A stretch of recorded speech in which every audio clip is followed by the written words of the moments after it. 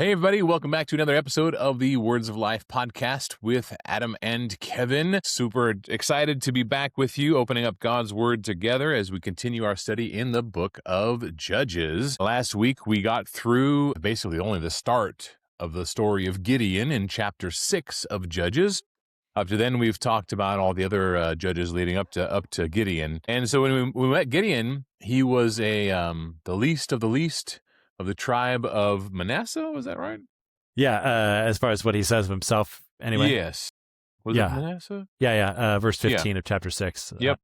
Behold, my clan is the weakest in Manasseh. I'm the least in my father's house. And he's the least, right? So he thinks little of himself, even though his father's house seemed to be fairly affluent and all that. But he was called by the Lord, and we got all the way through all of the interactions with the angel of the Lord and Gideon, and him, the wheat in the wine press, and the testing of the Lord that Gideon asked for more faith-building examples from God, basically, in the sign of the fleece, which is kind of a famous, memory or story about Gideon, where he asked God, listen, I just need some more faith. I'm going to put this fleece on the ground. When I wake up in the morning, just have the dew only arrive on the fleece, right? And then he said, well, okay, now do the opposite, right? Yeah. And so he has these interactions with God, increasing his faith, and that's pretty much where we got to. Any more recollections there you want to add, Kev? Yeah, I think just to set us up for this time, right? So where we left off in the story is he's got basically an army, if you will, of people gathered together from different tribes, and they're going to go up and face the Midianites. And so he's rallied them together. He's, blown the shofar, the ram horn, if you will, and has called out the people to come, and they're going to go and fight the Midianites there. And and again, the Midianites are the oppressor of the day. For 7 years, they've been oppressing the people of Israel. Basically, every time they have harvest time, the Midianites would come over and basically just steal all their food and camp there for a while until they ate all their food, and then they'd go home. And so this happened for a long time, and the people were sorely oppressed, and just in a bad way. So Gideon is called upon. We do see the sin had crept into the people of Israel.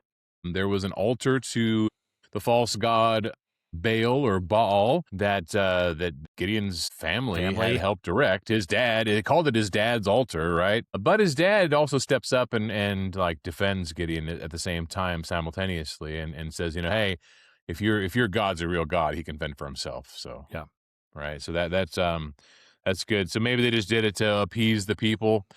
If he's a leader of people, maybe that was the easiest thing to do at the time. So then we pick it up in our story in chapter 7. So we also see that because of this event where Gideon had destroyed this altar, he was kind of given a new nickname. Yeah.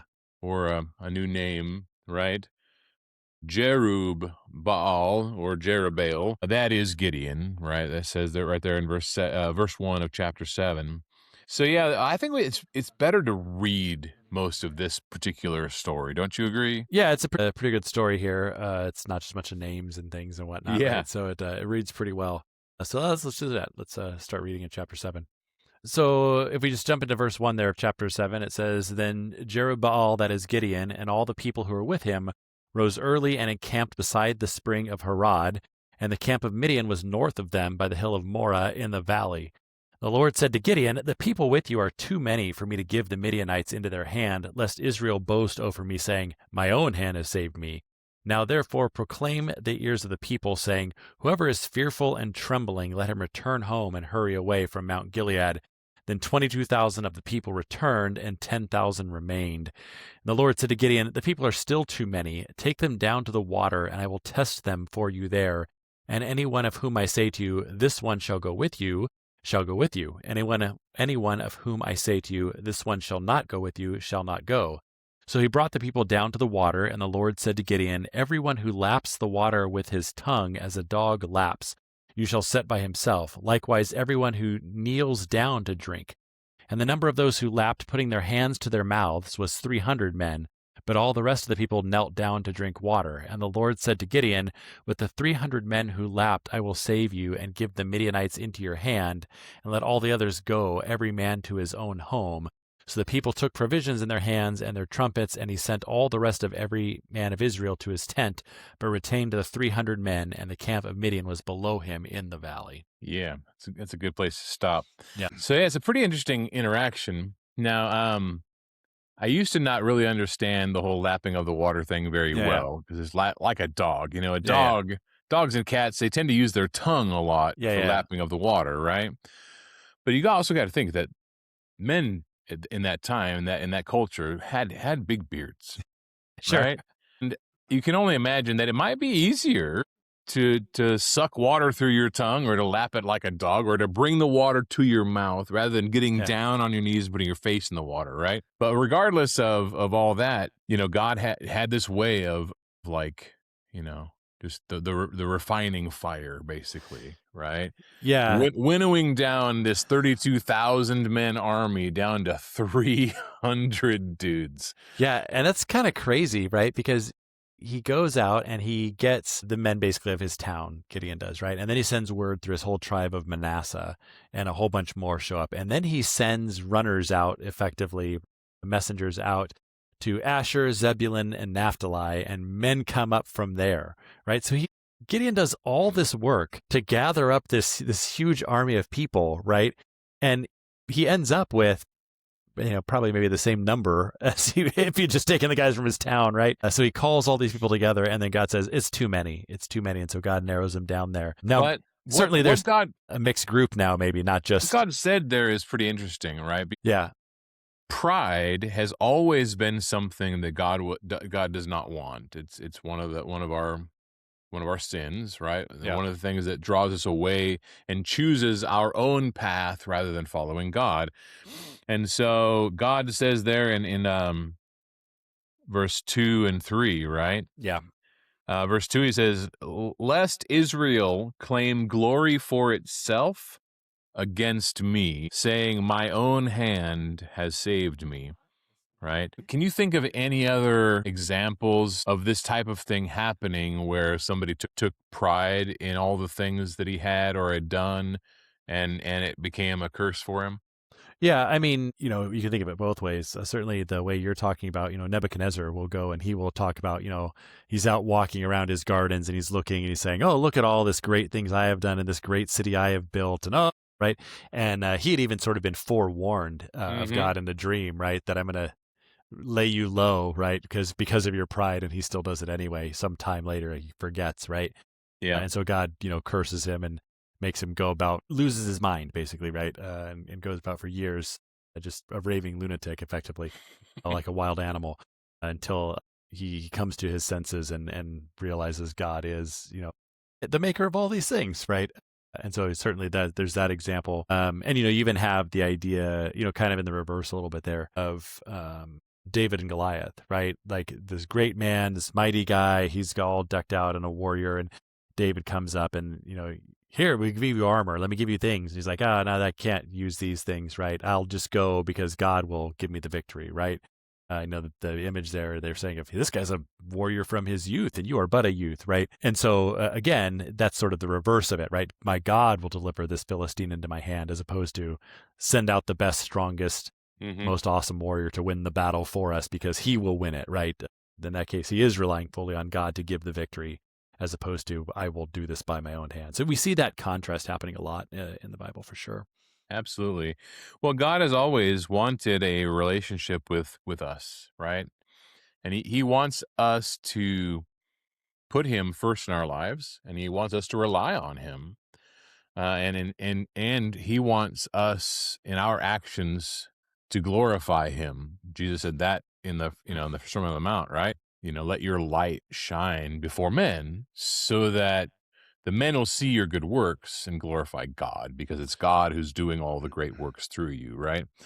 Yeah. And so it's the same thing in this case, that God is saying, no, I don't want this to become a trap and a sin for the people, because they will claim their own might and their own strength. It's like when David numbered the people, right? Yeah. What was a sin there? God said, "You don't need to number the people. Right. Your strength is in me." But David, being a king and worldly like us, he wanted to know how big his army was, right? So in this case, God is saying, "My power is going to shine through Gideon, and the people need to follow me, not follow their own military strength." Yeah, and this idea here we see again repeated over and over, where God will do this thing, right? With the example of David and Goliath, but there's others as well, and this is a good example of it, where He will magnify the problem, right? It's not just you're going to go fight a warrior, you're going to fight a giant, right? You're not just going to go fight some people, you're going to fight the whole horde of Midian and the Amalekites. You have also come up with them as well, right? And then He'll reduce the resources, right? So you're not going to go fight with an army, you're going to fight with a shepherd. And he's not even going to take a sword. He's going to take a sling, right? Here, we're going to not take the 32,000 men. We're going to narrow it down to 300 men. Even 10,000 is too many, right? Then God will give deliverance, but He will invite people into it, right? God could have just sent a lightning bolt to kill Goliath, and He could have just, opened up the ground and swallowed the whole army of Midian and Amalek. But instead, he uses people, right? He uses David. He uses Gideon and 300 here to do this deliverance. That God is doing it clearly, but He also has people participating in it. And you see that same thing playing out in like the New Testament, right? The loaves and the fishes story comes to mind, right? I'm going to set up not just a group of people, 5,000 men, right, are going to be here. And then I'm going to reduce what we have. 5 loaves and 2 fishes is all we have to work with. Again, God could have just rained manna from heaven. He's done it before, but instead He uses the boy and his offering and the disciples to go and to deliver the food and do those kinds of things. So we see this sort of thing of magnify the problem, reduce the resources, use people in participation for God to bring His deliverance and work His plan. And so we see this repeated over and over and over again throughout the scripture. And so this is a perfect example of that, this story here, that playing out. All right. So now Gideon has his 300 men, or maybe 301. Yeah, if Gideon. 302 if you count Gideon and his servant Purah. Yeah, right? In a minute here, yeah. Right? They were probably going in anyway. Maybe 302, right? We'll make maybe 302, but let's pick it up there in verse 9. And I'm just, you guys know, I'm reading from the New King James tonight. It's a Bible I grabbed. And right in verse 9 it says, "It happened on the same night that the Lord said to him, 'Arise, go down against the camp, for I have delivered it into your hand. But if you are afraid to go down to the camp with Purah your servant, and you shall hear what they say, and afterward your hands shall be strengthened to go down against the camp.' Then he went down with Purah his servant to the outpost of the armed men who were in the camp. Now the Midianites and the Amalekites, all the people of the east, were lying in the valley as numerous as locusts, and their camels were without number, as the sand by the seashore in multitude. And when Gideon had come, there was a man telling a dream to his companion. He said, 'I have had a dream. To my surprise, a loaf of barley bread tumbled into the camp of Midian. It came to a tent and struck it, so that it fell and overturned. Then his companion answered and said, "This is nothing else but the sword of Gideon, the son of Joash, man of Israel. Into his hand God has delivered Midian and the whole camp." And so it was, when Gideon heard the telling of the dream and its interpretation, that he worshipped. He returned to the camp of Israel and said, "Arise, for the Lord has delivered the camp of Midian into your hand." Then he divided the 300 men into 3 companies, and he put a trumpet into every man's hand, with empty pitchers and torches inside the pitchers. And he said to them, "Look at me, and do likewise. Watch, and when I come to the edge of the camp, you shall do as I do. When I blow the trumpet, I and all who are with me, then you also blow the trumpets on every side of the whole camp, and say, 'The sword of the Lord and of Gideon.'" All right, so we have this other thing. Now, this is a scenario where God has proposed to increase Gideon's faith proactively, right? Yeah, the reverse story this time, right? Yeah. Instead of Gideon saying, "Hey, Lord, give me a sign," right?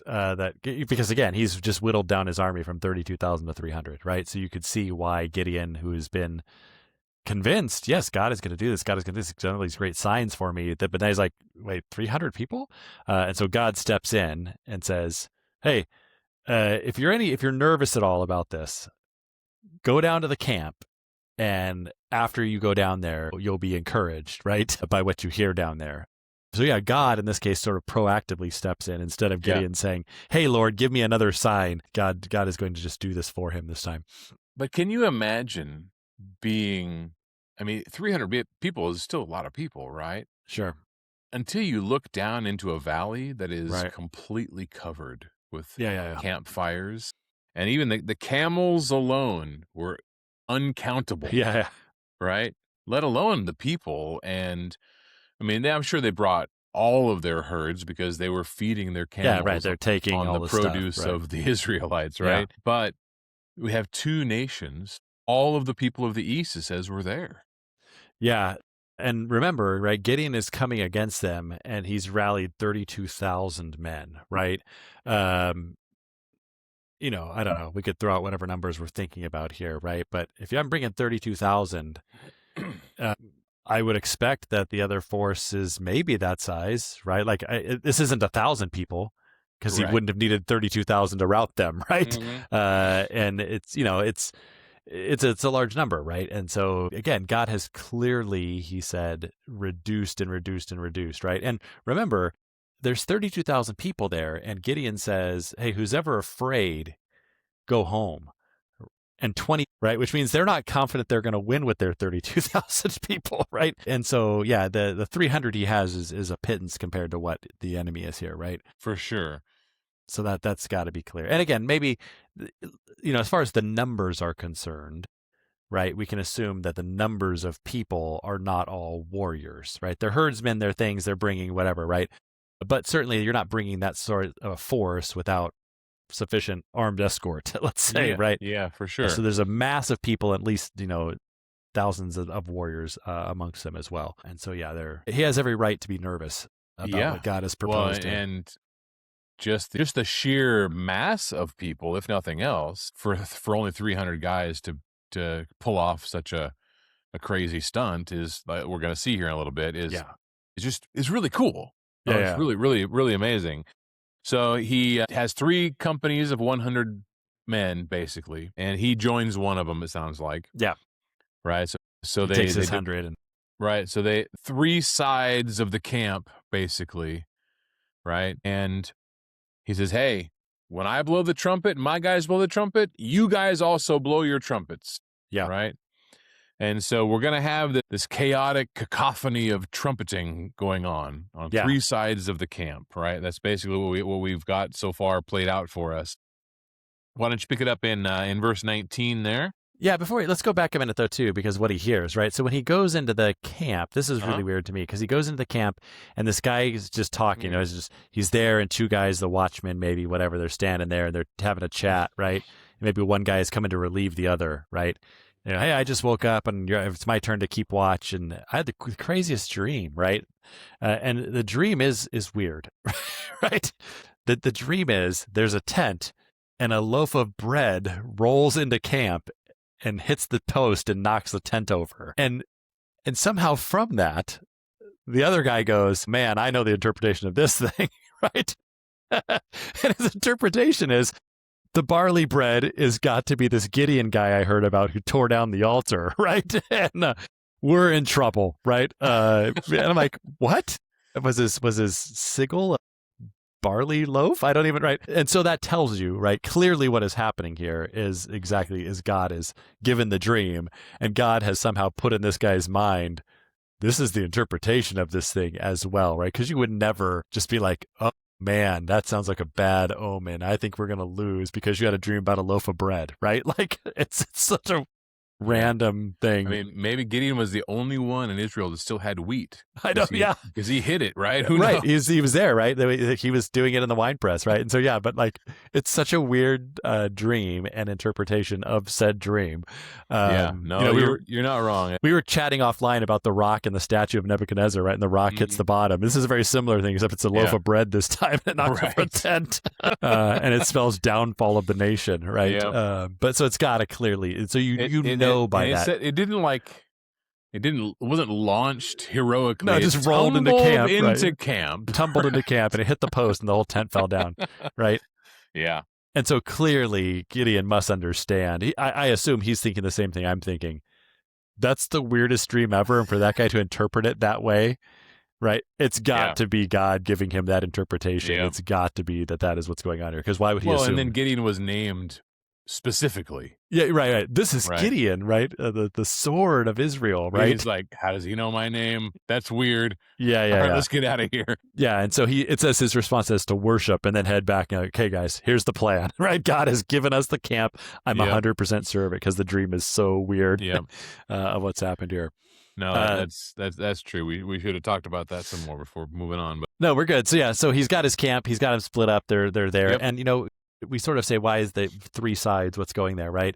Remember, the people are camped, it says, in the valley up against the hill of Morah. So it's likely that the hill is on one side, right, if you will, and the other three sides of the camp then are the sides they're surrounding it. One side is up against a fortification, if you will. Mm-hmm. Thus 3 companies instead of 4, right?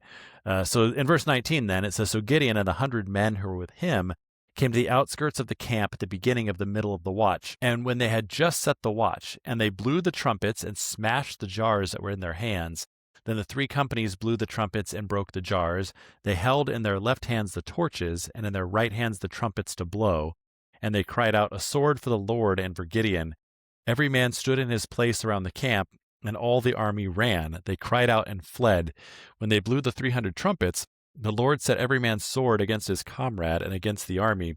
And the army fled as far as Bethshittah towards Zerah, and as the border of Abel-Mahaloah by Tabbath. And the men of Israel were called out from Naphtali and from Asher and from all Manasseh, and they pursued after Midian. So the setup here, right, is, okay, now we see what the plan is, right? The torches are in the jars, so they can sort of secretly get around the camp, right, without the lights. And then they smash them to reveal the torches. So suddenly, right, and again, it's right at the start of shift change of the watch. So there's a little disorganization of what's going on there. It would have been the middle watch. I'm not exactly sure when that would have been, but it's basically middle of the night, 3 a.m. probably. It's not the first watch and it's not the last watch, right? So it's the time where most people are going to be sound asleep. Mm-hmm. So they picture there as everyone's asleep. It's dark. The campfires are low, in fact, and the watch is out. And just out of nowhere, right, just from all sides, trumpets and lights of torches all around, right? Now, of course, it's only one row deep, effectively, but they don't know that in the disorganization and in the sudden appearance of the lights and the trumpets and all this stuff. And, right, clear thing here as well. It says, and the Lord set every man's sword against his comrade and against the army. So somehow God is, whether he's amplifying the sound so it sounds like more people, whether he just strikes fear into their hearts, whatever, the result is chaos, and everybody kind of starts fighting each other, and you wake up from a sleep and people just swinging around and I mean, outside of the torches of Gideon, it's probably still dark, right? Yeah. And they're just hearing, we're Gideon and the sword, and they're all crying like we're some great army here, right? We've been caught sort of in the middle of the night. Yep.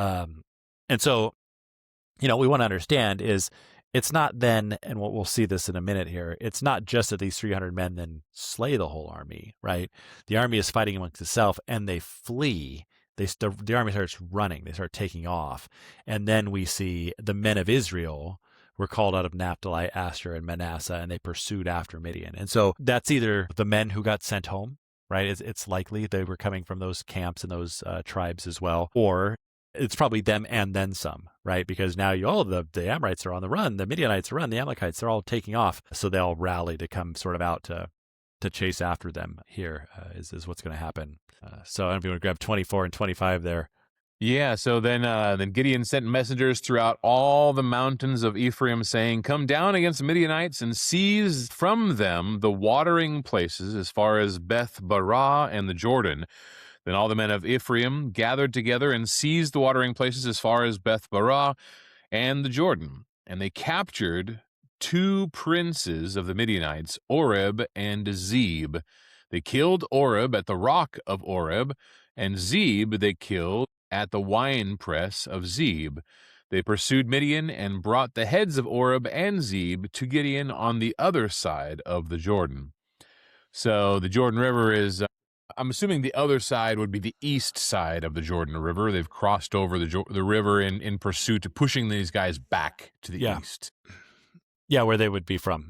Yep, exactly. So, yeah, so messengers were sent quickly, and obviously I don't know all of the logistics for how long this pursuit took, or if they were just the army and the camels and everybody was just so afraid they just kept running.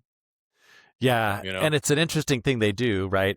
Because he's called down again people from Naphtali, Asher, and Manasseh, right? Now he sends messengers throughout Ephraim and basically says, hey, I want you to come down and I want you to take all of the watering.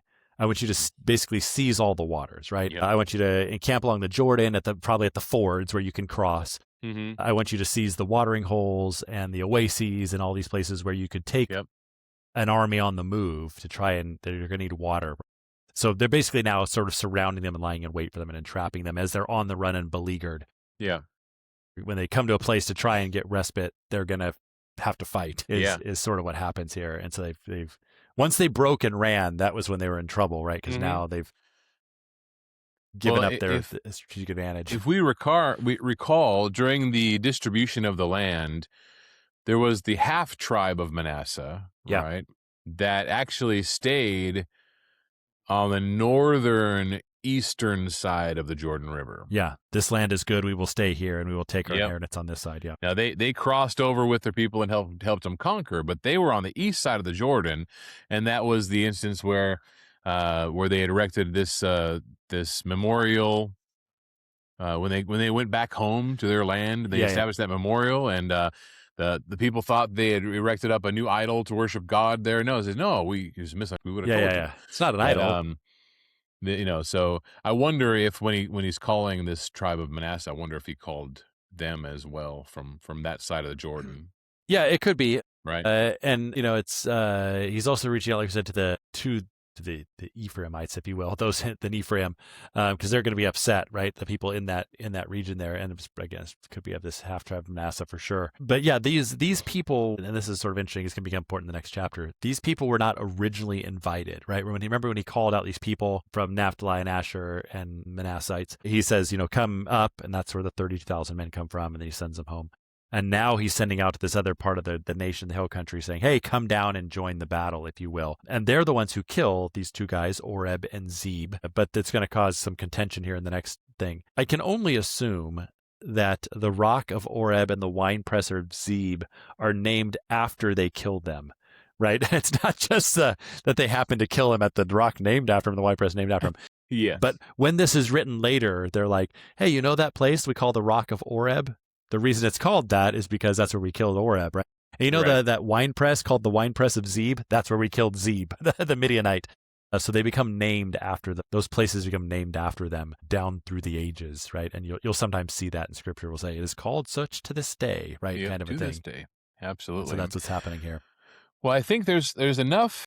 We're already 30 minutes in, so I think there's enough in chapter 8 for us to be going way longer than our normal 45 minutes. So I don't know. Should we just push through quickly, or should we hit pause here and pick it up next time? Well, I think if we at least grab the first part of 8, because 8 is it's a weird break, right? If you will. At least the first 8 verses or so seem like and even a little bit past that. But there's the story of this isn't finished, right? Especially this first part. So if we just jump into the start of 8, right? It's going to say in verse 1, the men of Ephraim said to him, what is this you have done to us, not to call us when you went to fight against Midian?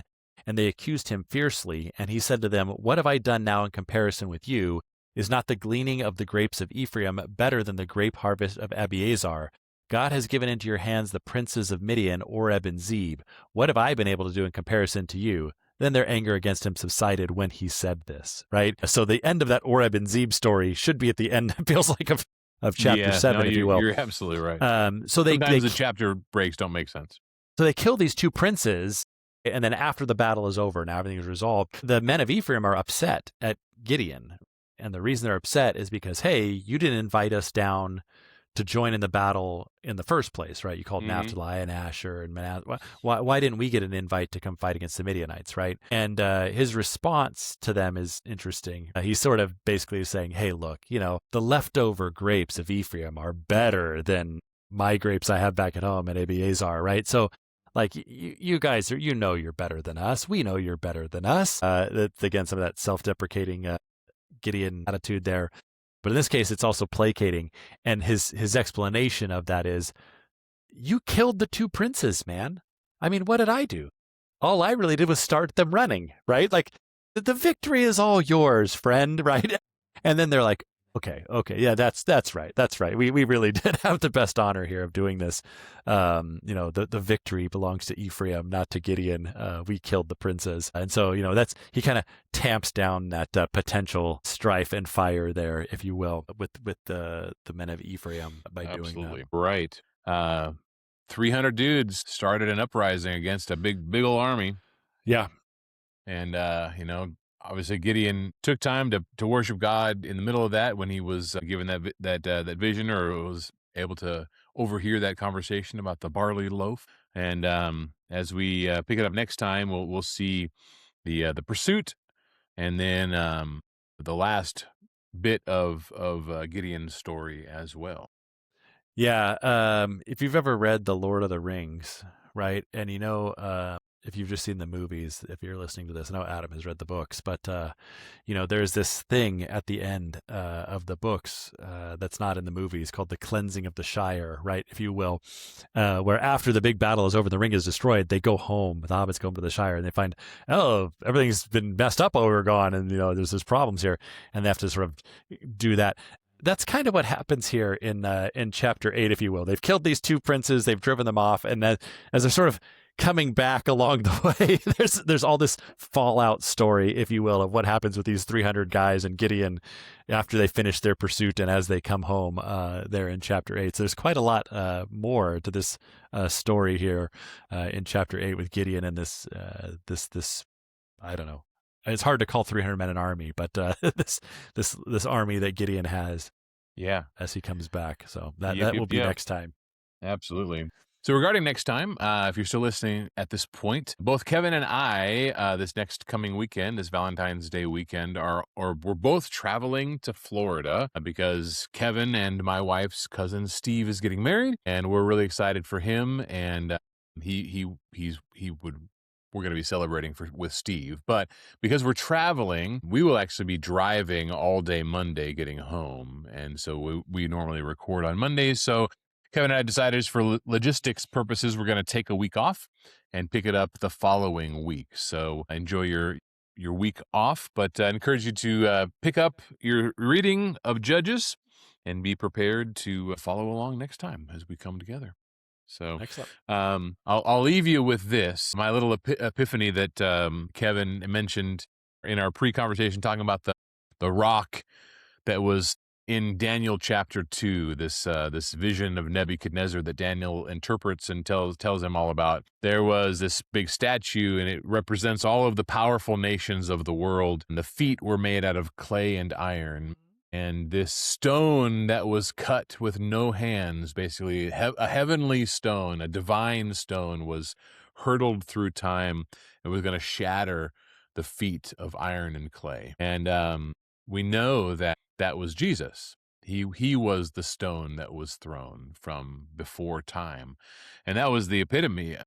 The new thought, the new connection that I made, that in Ephesians chapter 1, verse 4, it says, before the foundations of the world, he foreknew salvation for mankind. It's a paraphrase. But the plan of salvation, Jesus being the sacrifice and us being able to be in Christ, was always the plan. It wasn't a plan B, some sort of a reaction to man's sin.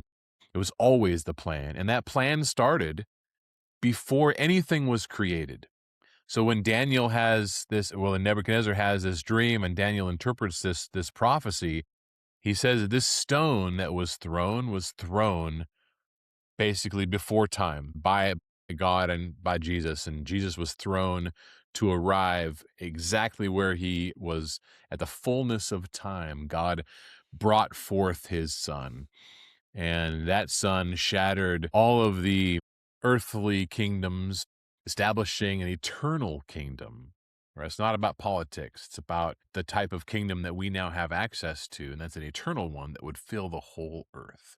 So that's your little brain worm that you can dive into and do some research on yourself. But it's really encouraging to know that Jesus loved us before he even made us, and he loves you now, and he wants you to be with him. So take that with you this week and go do some good, shine your light, and we'll see you next time.